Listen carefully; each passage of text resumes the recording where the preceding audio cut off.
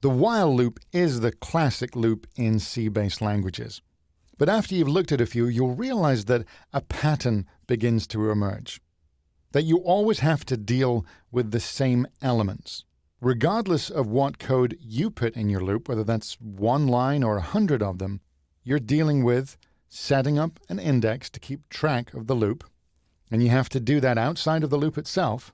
Then you're going to be checking the condition, and then you have to make sure that you're incrementing the index inside the loop, but at the end of it. So you always have these three pieces going on to have a successful loop. And this is such a common model. There's actually a statement that brings all these pieces together, and that's called a for loop. It's the for statement.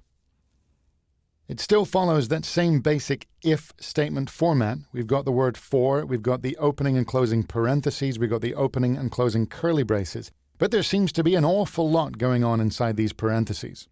Really what we have is the same three pieces that we use in any loop. We've got the section that sets up the index, we've got the section that checks the condition, and then we've got the section that increments the index. And these three parts are separated with two semicolons. The first time we hit this loop, we'll create a variable called I, set it equal to 1. Then we'll check to see if it's less than 10. It is. We will jump into the loop, we'll execute all the lines in the body of the loop.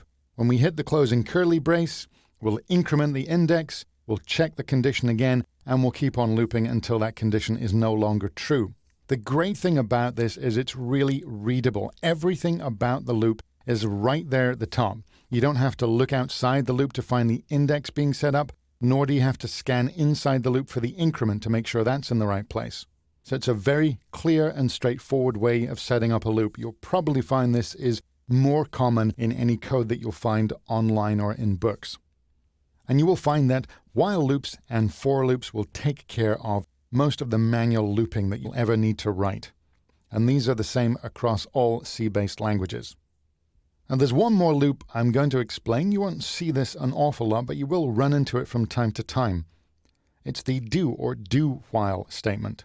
The difference between this and the classic while is we actually move the condition to the end of the block.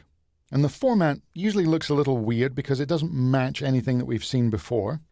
But we still have the same elements in place. I'm setting up an index, var a equal to 1. Then I have the keyword do. I open up the blocks. We've got our code. I've got the incrementer of a++. But the condition that I'm checking is right at the end, while a is less than 10. Unlike the while statement, we actually do need a semicolon at the end of the do while statement. Now, the really big difference with this format is that the block and whatever's in it will always be executed once before the condition is even looked at. So even if this condition was false, if a started off at 1000, we would execute the code in the block before we check the condition. That may or may not be what you want. So while you will see this from time to time, while loops are much more common than do while loops. In most loops, you'd expect to check the condition before you enter the loop, and it's much more readable to have the condition at the top of the loop, as with a while or with a for, than at the bottom, which is where you see it when you've got a do while.